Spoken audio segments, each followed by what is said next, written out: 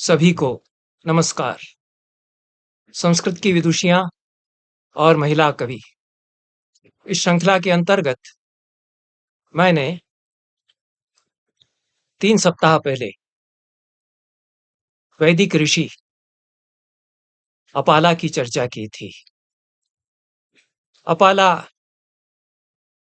परित्यक्ता स्त्री भी हैं, ऋषि हैं, पति के द्वारा परित्यक्त हैं,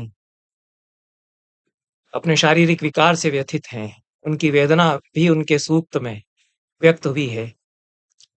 एक और ऋषि हैं विश्ववारा। उनका ऋग्वेद के 5वें मंडल में एक पूरा सूक्त उनका मिलता है। ऐसे कम महिला ऋषि वेदों में हैं जिनके कि पूरे के पूरे सूक्त हों। लोपामुद्रा के 2 ही मंत्र अगस्त्य लोपामुद्रा संवाद के सूक्त में मिलते हैं। अपाला के भी इंद्र को संबोधित कतिपय मंत्र मिलते हैं। पूरा सूक्त कम महिला ऋषियों का है। विश्ववारा का 5वें मंडल का 28वां सूक्त, जिसमें कि 6 ऋचाएं हैं, और पूरा सूक्त विश्ववारा का ही है। अपाला और विश्ववारा दोनों का घनिष्ठ संबंध भी है। दोनों अत्रि ऋषि की संतानें हैं और अपाला ने अग्नि की स्तुति की है, विश्ववारा ने अग्नि की स्तुति की है। अपाला इंद्र से प्रार्थना करती है। ब्राह्मण ग्रंथों में इन दोनों महिला ऋषियों का परिचय भी दिया गया है। बृहद देवता और सायण भाष्य में भी दोनों के विषय में चर्चा है।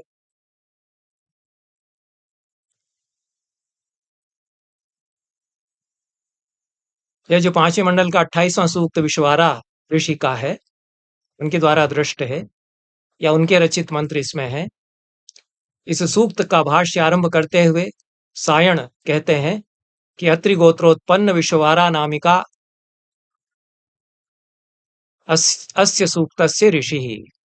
अत्रि गोत्रोत्पन्न विश्ववारा नामक महिला इस सूक्त की ऋषि हैं। ऋषि शब्द का ही प्रयोग महिला के लिए सायण करते हैं और मैं भी ऋषि ही कहता हूं।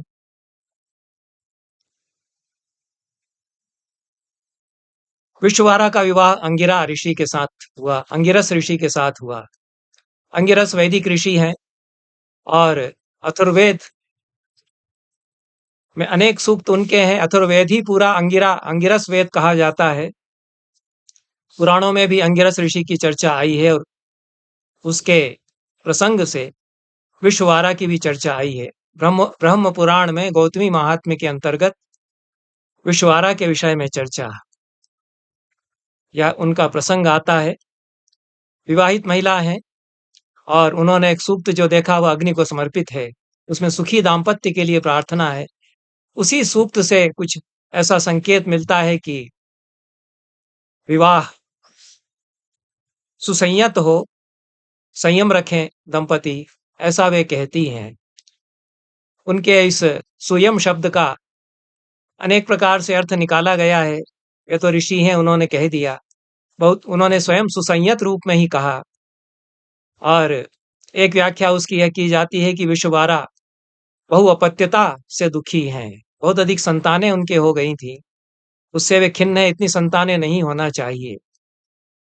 और इस दृष्टि से थोड़ी दूरारूढ़ व्याख्या यह भी की जा सकती है कि यह ऋग्वेद में परिवार नियोजन का संदेश ऋषि दे रही हैं।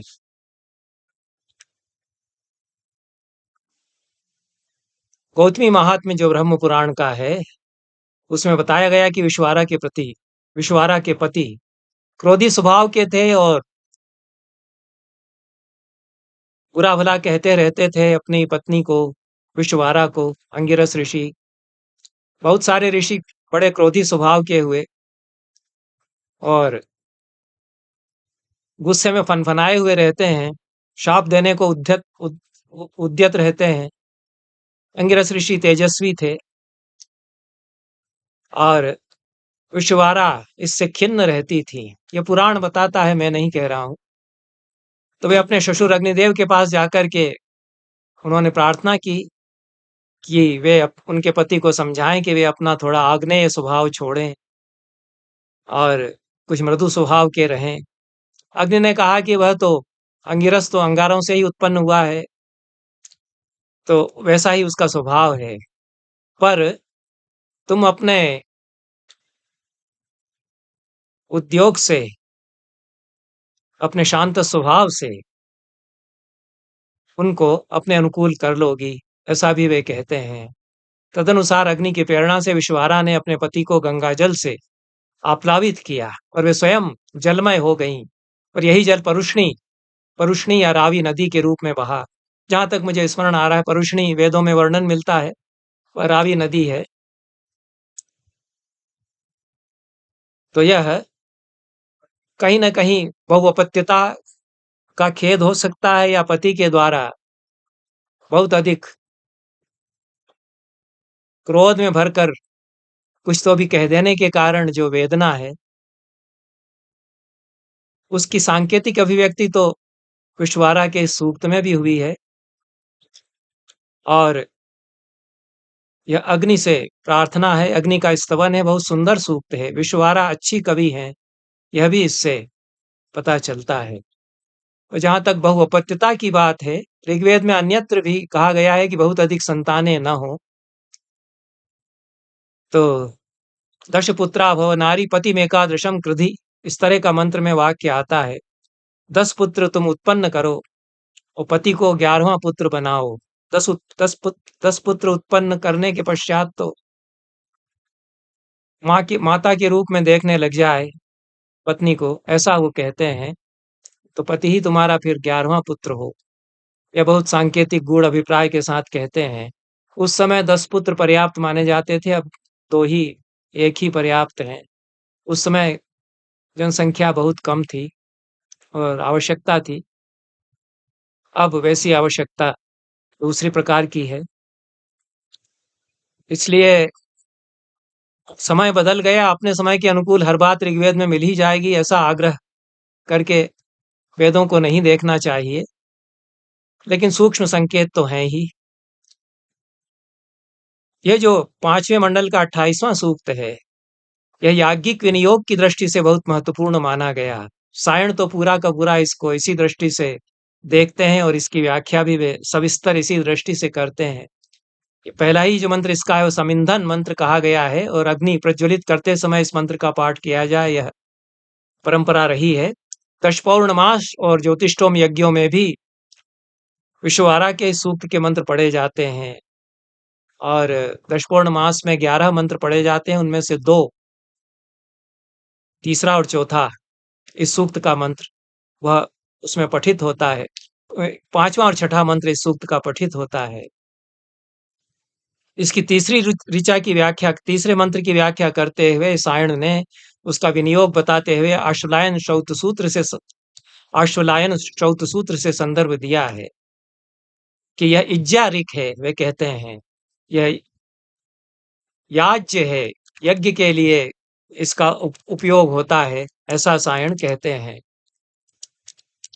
तो विश्ववारा एक ऐसी ऋषि हैं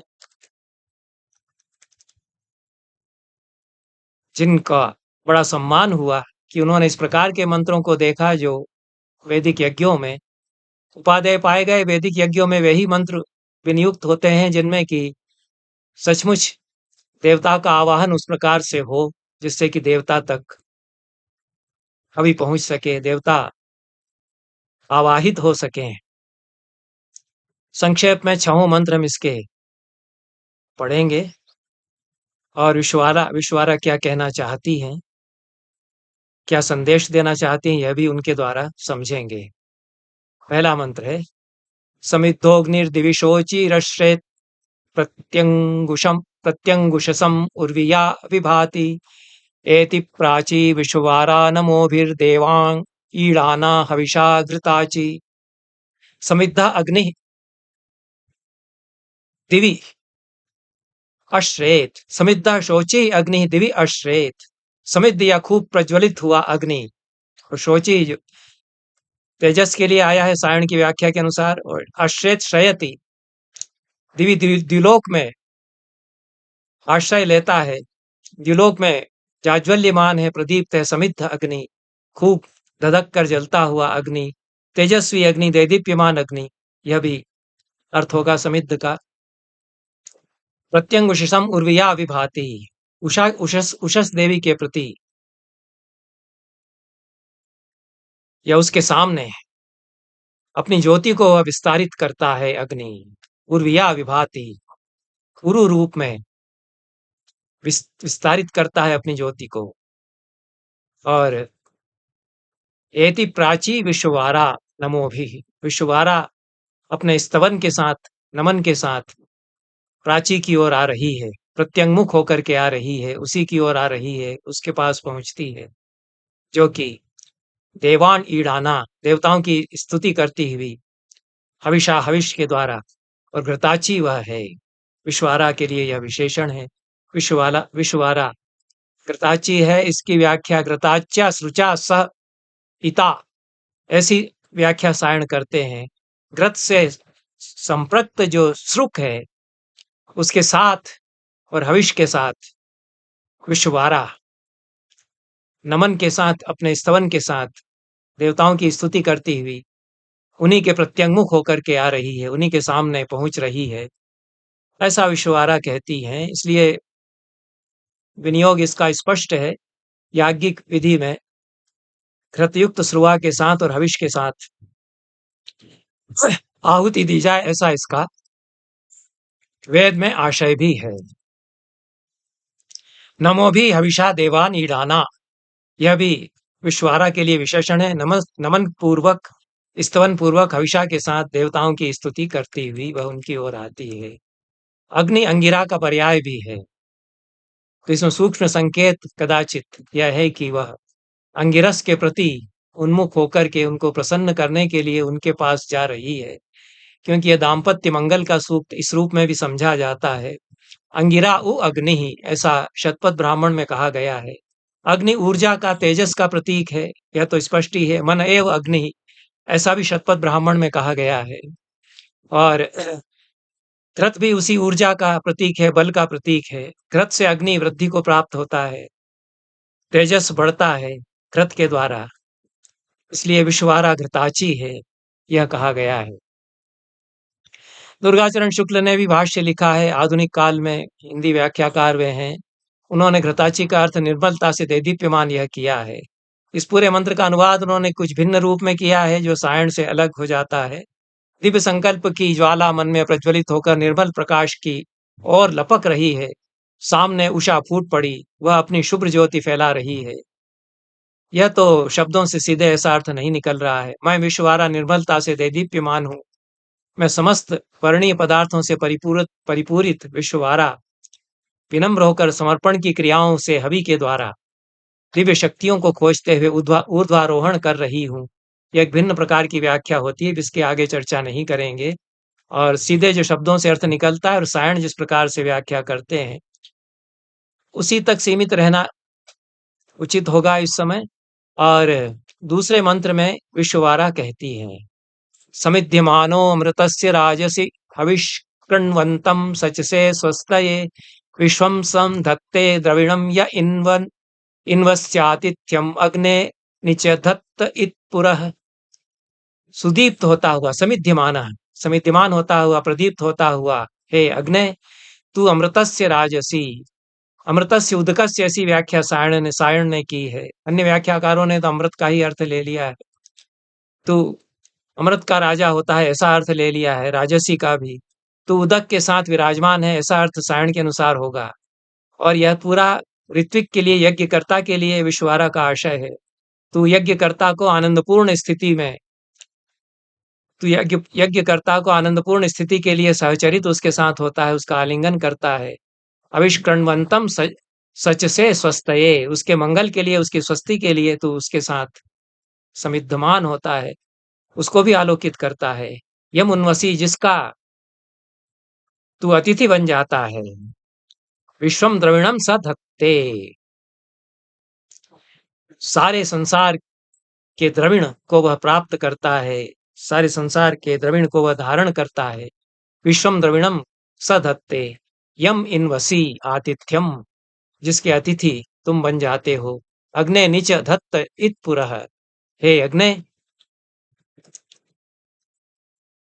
तुम हमारे सम्मुख इसी प्रकार से बने रहो। यह यजमान का पूरा वर्णन दूसरे मंत्र में किया गया है। तीसरे मंत्र में अग्ने शर्ध महते सौभगाय तवद्युना तवद्युम्नान्युत्तमानि सन्तु समजास्पत्यं सुयमम् आकृणुष्व शत्रुयन्ताम् अभितिष्ठामहांसि। हे अग्नि, अग्नि संबोधन है। शर्द महते सौभगाय, महत सौभाग्य के लिए तुम शुद्ध युद्ध करने वाली शक्ति बनकर प्रकट हो, ऐसा दुर्गाचरण शुक्ल ने व्याख्या की है। और सुयमम संजास्पत्यम, सुनियंत्रित दाम्पत्य को आकृणुष्व, निर्माण करो। नियंत्रित दाम्पत्य हमारा हो तुम्हारे प्रभाव से। दाम्पत्य में जो असंयम है वह दूर हो, ऐसा सुयमम जास्पत्यम, जायाच पति च, जायापति और उन्हीं का जो भाव है वह दाम्पत्य भी कहा गया है। जास्पत्य उसको वैदिक संस्कृत में कहा गया है। तो ये हमारा जो दाम्पत्य है वह सुयम हो, सुनियंत्रित हो या संयमित हो, ऐसा विश्वारा कहती है। शत्रु यंताम महान से अभितिष्ठ, शत्रुता रखने वाले जो लोग हैं उनको तुम रोंद डालो, उनके प्रति तुम उनको उनको नष्ट करने के लिए बढ़ो, ऐसा कह रही है। और ये जो सुयमम शब्द आया है उसका सायण ने सुष्ठु नियमोपेतम, परस्पर संश्लेष युक्तम, ऐसा अर्थ किया है।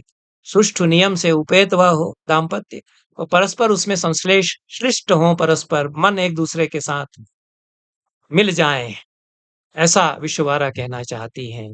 दाम्पत्य मंगल का यह मंत्र है। और सुखी दाम्पत्य हो, समृद्ध दाम्पत्य हो, संयमित दाम्पत्य हो, क्रोध आदि विकार उसमें न रहें, एक दूसरे से अनुकूल बने रहें, यह भी भाव इसमें प्रकट किया गया है। चौथा मंत्र है समिद्धस्य प्रमहसोग्ने वंदे तव श्रियम् वृषभोद्युम्नवां असि सम अध्वरेष्विध्यसे। समिद्ध अग्नि का तो बार बार उल्लेख करती ही है, और समपूर्वक इस धातु का उपयोग बार बार, इद धातु का उपयोग बार बार वे करती हैं। विश्वारा देदीप्यमान समिद्धोग्निर्भाति भास ने लिखा है। और ज्वलति चलितेन धनोग्नि, ऐसा कालिदास ने लिखा है। तो समिद्ध अग्नि की चर्चा हमारे कवि करते आए हैं। अग्नि देदीप्यमान हो, हमारे भीतर भी अग्नि है, वह उसकी ऊर्जा देदीप्यमान बनी रहे, यह भी इस सूक्त का आशय है। और समिद्धस्य प्रमहसो अग्ने वंदे तव श्रियम्, महान तेजस्वी समिद्ध अग्नि, तुम्हारी श्री को मैं नमन करती हूं, मैं उसकी वंदना करती हूं। वृषभोद्युम्न वा असि, तुम द्युलोक में वृषभ हो, पुरुष शक्ति से संपन्न हो, ऐसा सायण, ऐसी व्याख्या एक हो सकती है। सायण ने व्याख्या की है वृषभ कामानाम वर्षिता, तुम कामनाओं का वर्षण करते हो, कामनाओं को पूरा करने वाले हो। और सम अध्वरेषुध्य से, अध्वरों में, यज्ञों में तुम प्रकाशित होते हो, देदीप्यमान होते हो। पांचवें मंत्र में कहती हैं समिद्धोग्ने आहूत देवान्यक्षि स्वध्वरे त्वं ही हव्यवाडसी। समिद्ध अग्नि, उनको संबोधित किया गया है। आहुति हम तुम में देते हैं, और देवताओं के लिए तुम यजन करते हो, अध्वर में, यज्ञ में तुम ही हव्यवाट हो, हविष को पहुंचाते हो देवताओं तक। देवताओं को हमारी हविष अर्पित करो, ऐसा सायण ने अर्थ किया है। देवान्यक्षि स्वध्वर, इस अध्वर में देवताओं तक हमारी हवि को पहुंचाओ। छठा और अंतिम मंत्र है आज होता दुवस्यताग्निम प्रयस्त्यध्वरे प्रणीध्वम हव्य वाहनम। यह एक प्रकार का आवाहन है ऋत्विक के लिए, यजमानों के लिए भी, मनुष्य समाज के लिए भी। तो इस अग्नि में हवन करो, और अध्वर या यज्ञ जो प्रवर्तित है उसमें इस अग्नि को समिद्ध करते हुए इसमें तुम लोग सभी हवन करो। वर्ण करो हव्य वाहन का। अग्नि के लिए बहुत सुंदर विशेषणों का प्रयोग किया गया है। इसको काव्यशास्त्र में तो पर्यायोक्त अलंकार कहते हैं, अच्छे विशेषणों का प्रयोग। तो हव्य वाहन उनको कहा गया है, हव्य के वाहन वे बन जाते हैं। और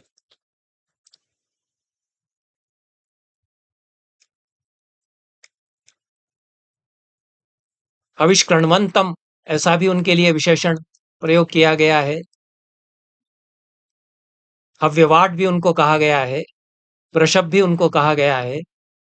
इसके कारण अग्नि की जो तेजस्विता है उसका इन विशेषणों के द्वारा सुंदर निर्वचन विश्ववारा इस सूक्त में करती हैं। और सायण के अनुसार यह जो छठा मंत्र है, यह ऋत्विजों को संबोधित है। सभी लोग सम्यक रूप से आहुति दो। दुवस्यत, यह इसमें क्रिया आई है, लोटकार में है। परिचरत, ऐसा इसका अर्थ सायण ने किया है। अग्नि की सेवा करो। प्रयति अध्वरे, बढ़ते हुए इस यज्ञ में। हव्यवाहनम वृणीत्वम, हव्यवाहन, इस हविष का वाहन बनने वाले, हविष को ले जाने वाले अग्नि का तुम लोग वरण करो, ऐसा आह्वान वे सभी का करती हैं। यह यज्ञ परक अर्थ है जो सायण करते हैं। अन्य अर्थ, ये जो भीतर अग्नि के रूप में ऊर्जा है, इसका वर्ण करो, यह एक व्याख्या हो सकती है, आदिदैविक व्याख्या हो सकती है। और अन्य भी सूक्ष्म अर्थ, मनोवैज्ञानिक अर्थ हो सकते हैं कि सबका दाम्पत्य संयमित हो, संयत हो, और दंपति परस्पर संश्लिष्ट होकर के उनके मन संश्लिष्ट हो, इस रूप में भी इस सूक्त की व्याख्या हो सकती है। इन शब्दों के साथ यह चर्चा विश्ववारा से संबंधित समाप्त करते हैं। सभी को धन्यवाद।